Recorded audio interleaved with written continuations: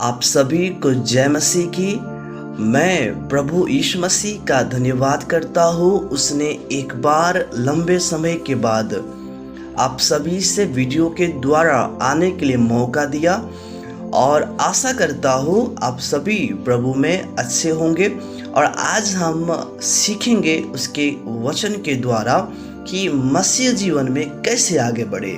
मेरे प्रियो, हर कोई प्रभु के लिए आगे बढ़ना चाहते हैं। प्रार्थना में, वचन में, आराधना में, सेवकाई में हर एक लोग उन्नति पाना चाहते हैं, कुछ कर दिखाने के लिए चाहते हैं, लेकिन हो नहीं पाता है।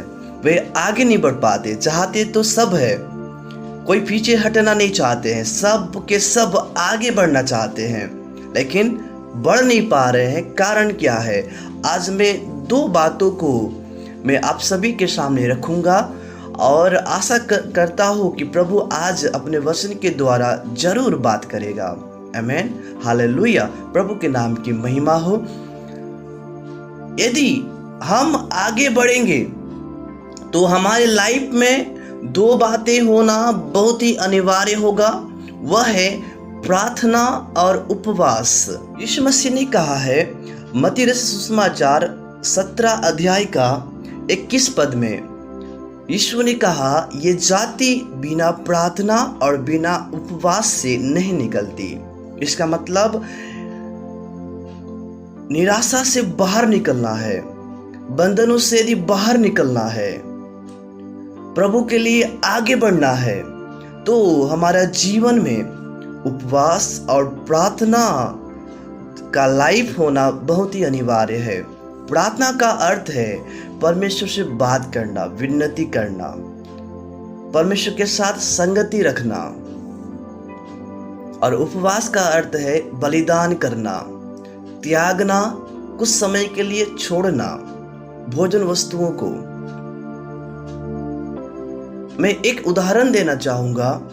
एक बाइक है और हम सभी जानते हैं बाइक में दो पहिए रहना अनिवार्य है।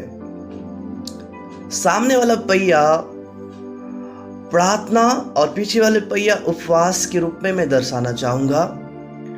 प्रार्थना, सामने वाला पहिया, वो प्रार्थना के साथ हम आगे बढ़ना चाहते हैं।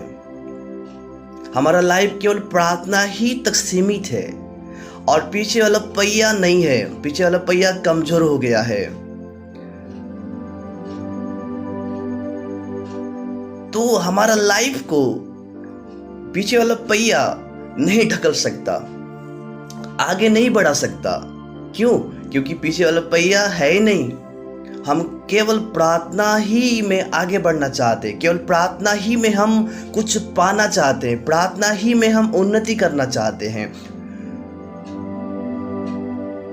मेरे प्रिय, यदि उपवास आपके जीवन में है, ये उपवास मिलकर आपका जीवन को ग्रोथ करेगा। आमीन।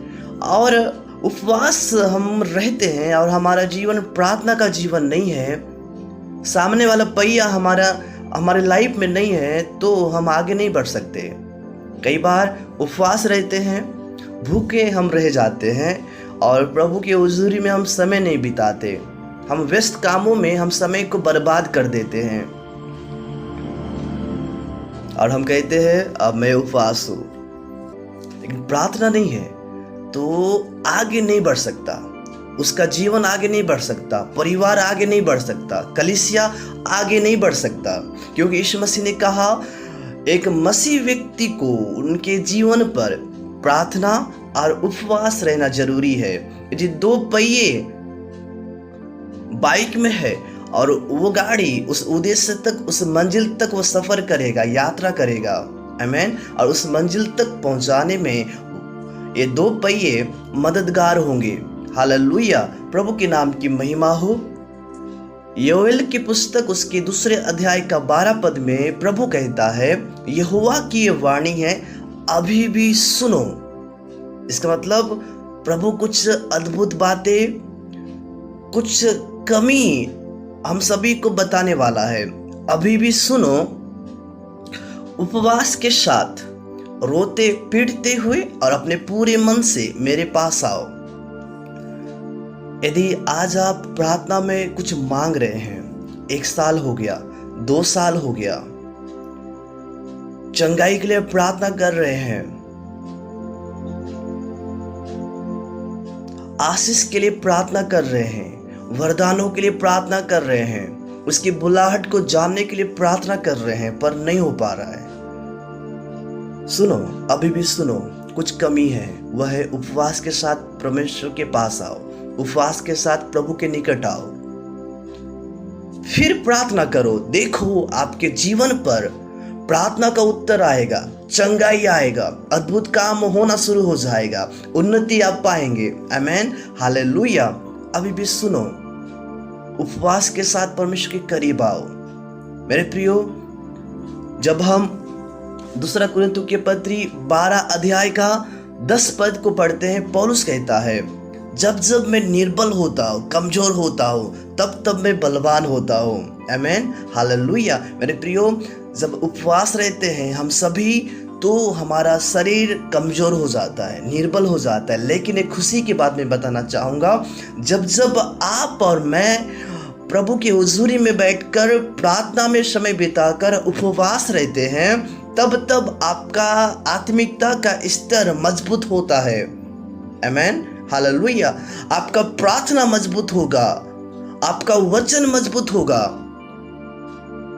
आपकी जो आप आराधना करते हैं वो पावरफुल होगा। जब हम देखते हैं लूका रचित सुसमाचार उसके 4 अध्याय का 1 पद में लिखा है, फिर यीशु पवित्र आत्मा से भरा हुआ यरदन से लौटा और 40 दिन तक आत्मा के सिखाने से जंगल में फिरता रहा। इसमें 40 दिन का उपवास के बारे में जिक्र है। लेकिन एक इम्पोर्टेंट बात यह है, पवित्र आत्मा से भरा हुआ, आत्मा के सिखाने में जंगल में रहा। क्या लिखा है? पवित्र आत्मा से भरा हुआ यीशु मसीह उपवास रहे, प्रार्थना में रहे। लेकिन उसका रिजल्ट क्या हुआ? उसका उत्तर यह है, जब हम 14 पद को पढ़ते हैं, फिर यीशु आत्मा के सामर्थ से भरा हुआ गलील को लौटा। आमेन, हालेलुया। लिखा है, पहले हमने देखा आत्मा से भरा हुआ, पर यहां पर लिखा है पवित्र आत्मा। यीशु उस पवित्र आत्मा की सामर्थ्य से, पावर से भरकर वह जंगल से निकला। जब तक बलिदान हम नहीं करेंगे तो परमेश्वर हमारा जीवन को आगे नहीं बढ़ा सकता। मैंने देखा है, जब जब मैंने उपवास रहा, प्रभु ने मेरे जीवन के द्वारा अद्भुत कामों को पूरा किया है। प्रभु ने अपना जलवा दिखाया। आमेन। और बहुत सारे दासों के द्वारा मैंने सुना है कि जब मैं, प्रभु के दास लोगों ने कहा है, जब मैं स्टेज के ऊपर प्रचार करने के लिए खड़ा होता हूँ, उसके पीछे मेरा बलिदान है। उपवास के साथ में खड़ा होता हूँ। मेरे प्रियो, मसीह जीवन में यदि आप आगे बढ़ना चाहते हैं, मैं लास्ट संदेश में यही कहना चाहूँगा, तो हमारे जीवन में प्रार्थना और उपवास का जीवन होना बहुत जरूरी है। जब आपके जीवन पर ये 2 भाग होंगे, आप रेंगने वाले नहीं बनेंगे। आमेन। बाइबल बतलाती है, आप उकाबों के समान उड़ने वाले बनोगे, आंधी को सामना करने वाले बनोगे, मुश्किल को सामना करने वाले बनोगे, कठिन परिस्थितियों को सामना करने वाले बनोगे। क्योंकि 2 चीजें आपके जीवन में है। जब आप उपवास और प्रार्थना करोगे, आपका आराधना भिन्न हो जाएगा। आमेन। आपका शब्द भिन्न हो जाएगा, आपका वचन का प्रचार करना भिन्न हो जाएगा, कलीसिया भिन्न हो जाएगा। क्योंकि प्रार्थना और उपवास का लाइफ आपका जीवन शैली को परिवर्तन कर देता है। आमेन। बोलो यीशु मसीह की जय। मेरे प्रियो, आज हमने प्रभु के वचन से सीखा, काफ़ी प्रभु ने हमसे बात किया। मैं सारा आदर और सम्मान और जलाल प्रभु को देता हूँ। और इन वचनों के द्वारा परमेश्वर यीशु मसीह, पवित्र आत्मा आप सभी को आशीष दे। आमेन। जय मसीह की।